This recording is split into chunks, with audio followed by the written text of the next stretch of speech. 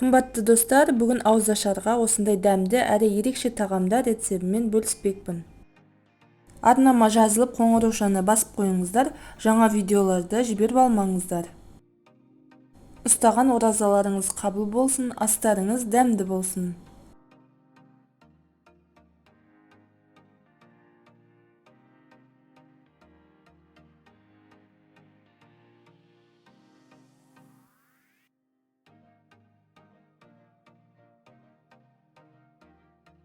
Ең алдымен тауық етінен ерекше рулет дайындаймыз. Алдымен тауықтың төс етін осылай екіге бөлеміз.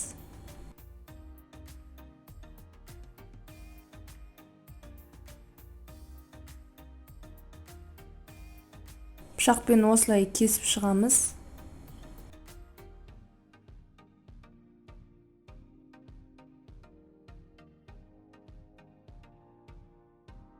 Пищевой пленкамен жақсылап 2-3 қайтара осылай орап. Ет жаншуға арналған осындай балғамен екі жағын осылай ұрғылап шығамыз.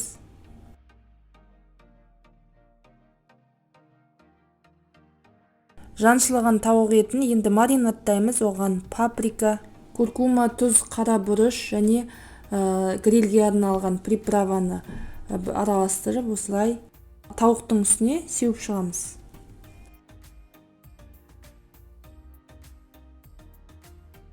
Дәмдеуіштерді сеуіп болғаннан кейін күнбағыс майындағы сарымсақты жағып шығамыз.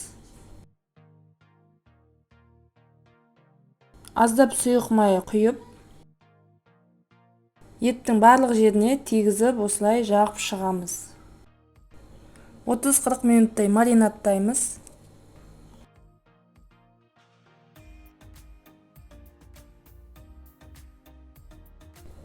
Маринадталып болғасын арасына қосатын салмасын дайындаймыз. Моцарелла ірімшігін осылай турап шығамыз.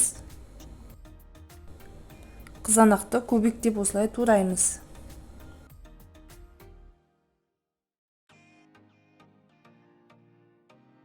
Тауық етінің үстіне қызанақты, моцарелла ірімшігін және шпинатты қойып шығамыз.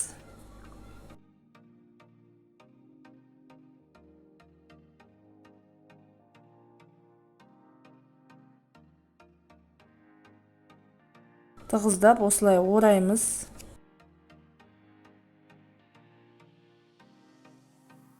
Шет жағын бітеу керек, ашылып кетпеу керек.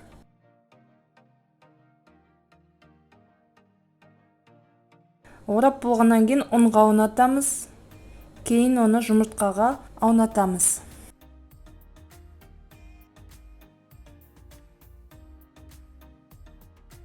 Жұмыртқаға аунатып болғасын панировочный сухариға осындай оранжевый түріне аунаттым.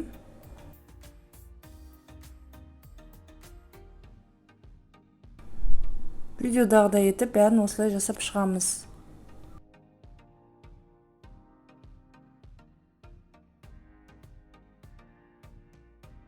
Осылай орағаннан кейін шеттерін тығыздап, ұнға аунатып, одан кейін жұмыртқаға, одан кейін оранжевый осындай панировочный сухариға аунатамыз. Рулеттің шеттерін жақсылап ораймыз, ашылып кетпеуі керек. Алдын ала қызып тұрған пеште 200 градуста шамамен жарты сағаттай пісіріп аламыз. Өз пешіңіздің ыңғайына қарайсыздар. Біздің тауық етінен рулетіміз пісті. Бұл рулетті ақ соуспен ұсынсаңыздар болады. Ақ соустың рецебі бар видеоны описанияға сілтемесін қалдырып кетемін. Кіріп көрсеңіздер болады.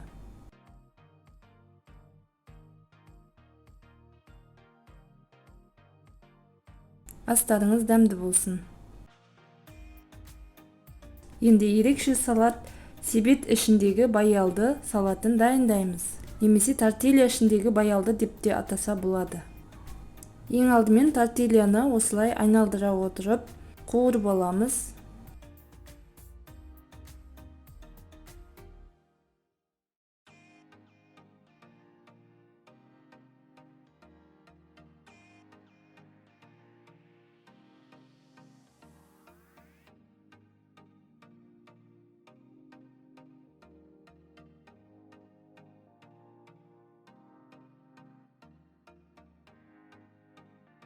Баялдыны осылай екіге бөліп, одан кейін осындай бөліктерге бөліп, жақсылап тураймыз.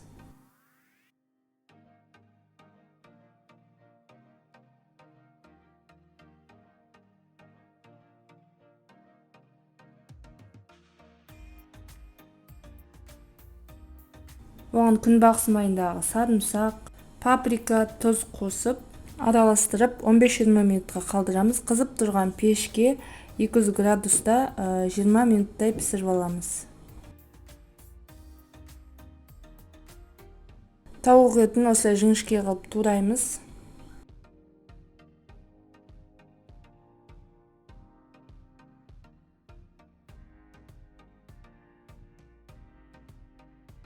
Оған тұз, паприка қосып, күнбағыс майындағы сарымсақ қосамыз. Соевый соус, крахмал қосып, араластырып, жарты сағатқа маринадқа қалдырамыз. Маринадталған тауық етін қызып тұрған табаға қуырып аламыз.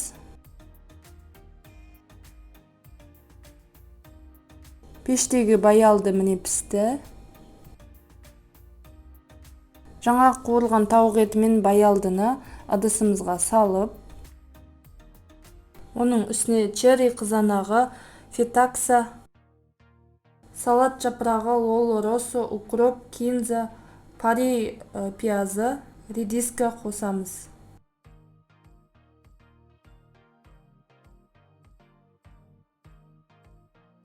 Оның үстіне свит чили соусын құямыз. Мен осындай сенсойдығын қолдандым.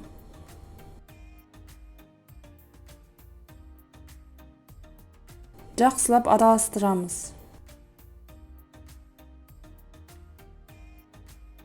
Бағанағы қуырған тортильяның үстіне салатымызды саламыз.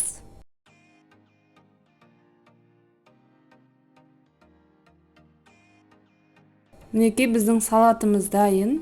Бетіне майонезді осылай сеуіп шықсаңыздар болады. Енді себетше ішіндегі тіскебасар дайындаймыз. Яғни тарталетка ішіндегі тіскебасар. Алдымен жұмыртқаны осылай ұсақ үккіштен өткізіп аламыз. Қатты ірімшікті де ұсақ үккіштен өткіземіз. Консервідегі треска балығының бауырын шанышқымен осылай еземіз. Оған тұз, бұрыш, майонез немесе 25% қаймақ немесе үй қаймағын қосып араластырамыз. Араластырып болғасын себетшенің ішіне осылай қасықпен салып шығамыз. Мінекей себетше ішіндегі тіскебасарымыз дайын. Баршаңызға ас болсын. Енді сникерс кәмпитін дайындаймыз. Алдымен құрғақ сүтті, яғни сухой молоконы осылай қызып тұрған табаға, түсі осылай сарғайғанша қуырып аламыз.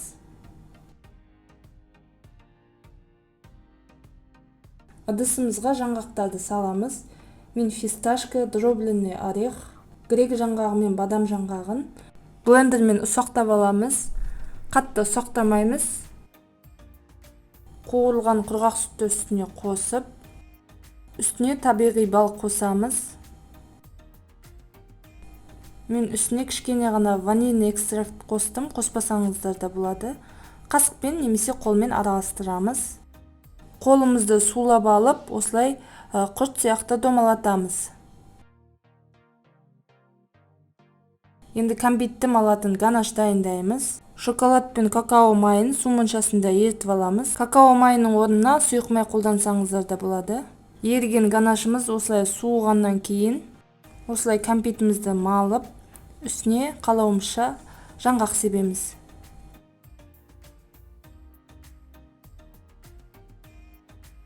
Мінекей біздің сникерс кәмпитіміз дайын. Баршаңызға ас болсын.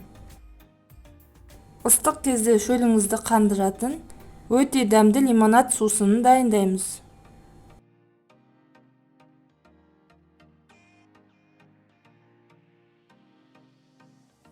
Ыдысымызға апельсин, лимон, лайм және жалбыздың жапырағын салып, осылай езгілейміз.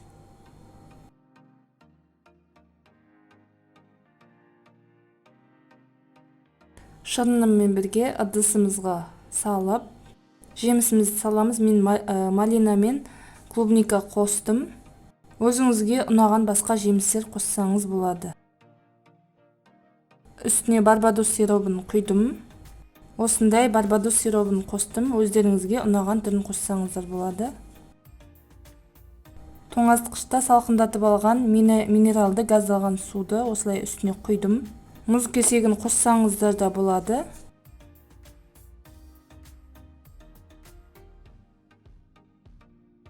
Мінекей біздің дәмді лимонадты сусынымыз дайын.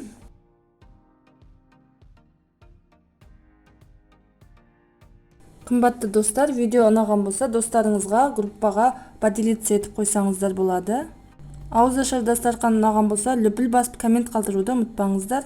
Келесі видеода кездескенше.